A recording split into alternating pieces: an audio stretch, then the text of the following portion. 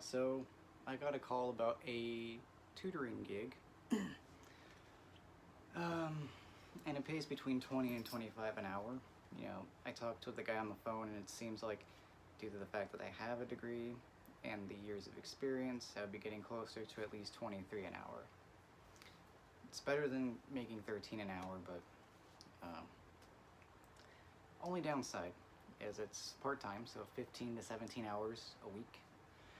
And it may be for a school that's in the city, so further south from me. Now, I have my license, sure, but I'm not on my mother's insurance. I'd be driving without insurance, which I can't do. So I'd have to Uber back and forth, and accounting for the Uber drive and the tip, it would probably come out to $40 each way.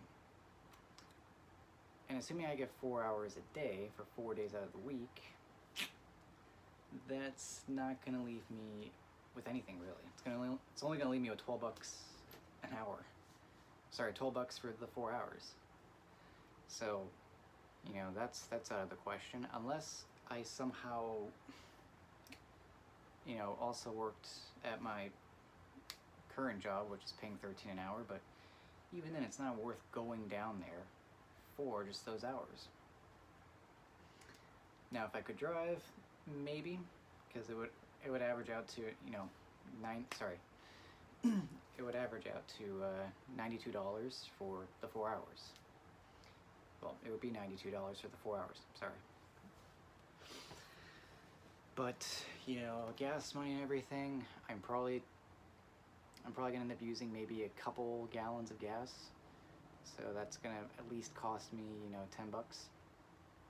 Not 10 bucks, like maybe $6. So if I round, I would make $85 net from that trip. $85 times 4, that is going to yield me $340, which per week is not great, but it is better than earning $291 from my current job, which is only giving me like 22 hours a week, at 13 bucks an hour. Actually, let me see. So 220 plus 66. So actually, sorry, $286. So marginally better. If I did still work at my current job and still get, maybe 22 hours a week, but I work all the time, at least, then, well, I would only work 4 hours for 4 days out of the week, so I'd have a lot of spare time left over at least, if I did drive. Well, somewhat a lot of spare time. I could at least go into the city and just explore and have a night out and have fun, so there's that. So $340, let's assume, I at least work a couple days at this current job. Maybe all 3 days, assuming I get the same 22 hours a week, but now it's pushed to Friday, Saturday, and Sunday, because this job would be Monday through Thursday. Friday, Saturday, Sunday, getting 22 hours a week, again, that's $286. Add that on to the $340 I would earn net. And I probably wouldn't, I could drive to the current job that I have. It's not much of a drive, but better than walking in the heat. So 286 plus 340, so let's just do 260 plus the 340, it's 600, plus the 26, so $626 a week. And at that rate, 1 week's check would cover, well, probably the bills that I would owe my mother, and it would probably put a dent in the car insurance, hopefully. I would at least expect the second paycheck, like half of that, to cover the other half. So 313 plus, 626 times 2, so, well, actually I didn't take into account taxes as well. So assuming that 340 is taxed at 15% because I'm contract,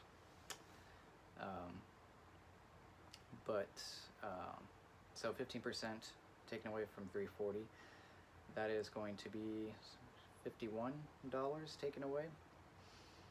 So $51 taken away, so that's going to be $289. $289.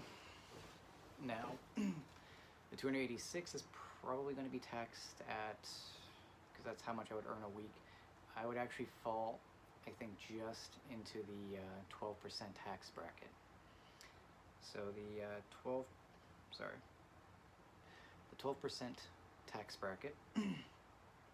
So 286, 10% is 2860. You know, plus 286, you know, it's going to be $5.72. $5.72 plus, you know, 2860, so that's 33, 34 and some change. Let's just say 35. $35 is taken away. Actually 36. Make it nice. Make it $250. And we have $289. Let's round that down to $280.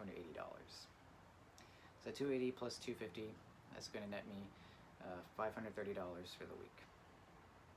Now, assuming that 2 paychecks would cover all my bills, at least with my mother and the car insurance, and maybe the car payment, maybe, I would have, in this case, $1,060 to save each month and play around with. You know, if I save that up for, you know, this is for a 4-week period. There are 13 4-week periods in the year. That would net me over $13,000 in savings for 1 year.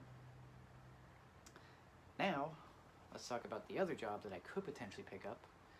And assuming I could drive down there, I mean, I can always take the bus and the train, but that would be just a convoluted mess, and that would increase my commute time tenfold. Now, I already did the mental math in my head. So, the current job that I'm looking at getting, you know, besides ACC, well, actually, sorry, not ACC, that full-time tutoring specialist job,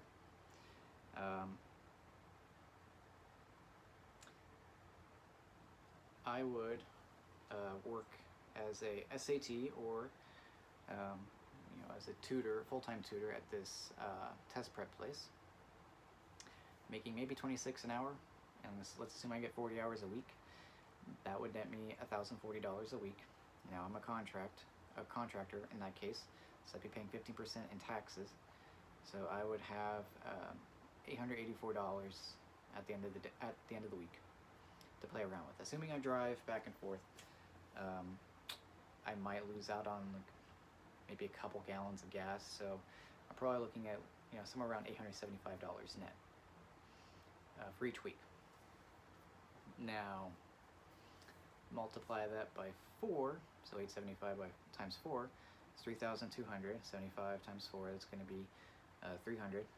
So $3,500. Sorry, let me make sure I did that right. Yes, $3,500. Now, $1,000 would probably go towards paying for all the bills, for my mother, and then, you know, helping her with the utilities, cell phone bill, and then my car insurance and maybe car payment, as well as groceries. I don't require a lot in terms of food, at least not right now. That would leave me at $2,500. Now, assuming I set aside $500 each month to pay for taxes, assuming worst case scenario, I would be able to save $2,000 a month living with my mother. Well, $2,000 every 4 weeks. So 2,000 times 13, I would actually be able to save $26,000 in 1 year living with my mother. Now, you know, if this does become the case for me, I would probably stick with that job anyway, because, you know, I don't really want to take the chance of going back to my former employer and find out my job's not there.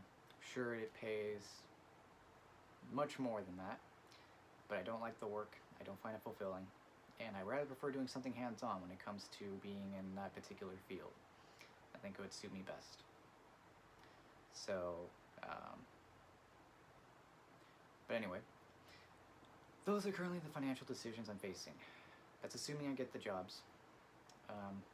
That's probably going to be my game plan. You know, if I get that part-time tutoring job, and then, you know, currently working at my smoothie job, then yeah, it's not going to really be a lot of money saved up. But you know, and assuming, of course, that I'm driving to these places, not Ubering.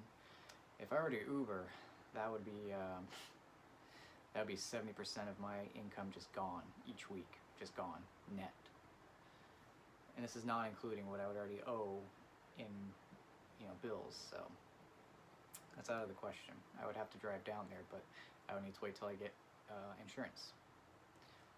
So might have to play the long game for that, at least, until I get the insurance, then I can drive the car. But yeah, if I get that part-time tutoring job, work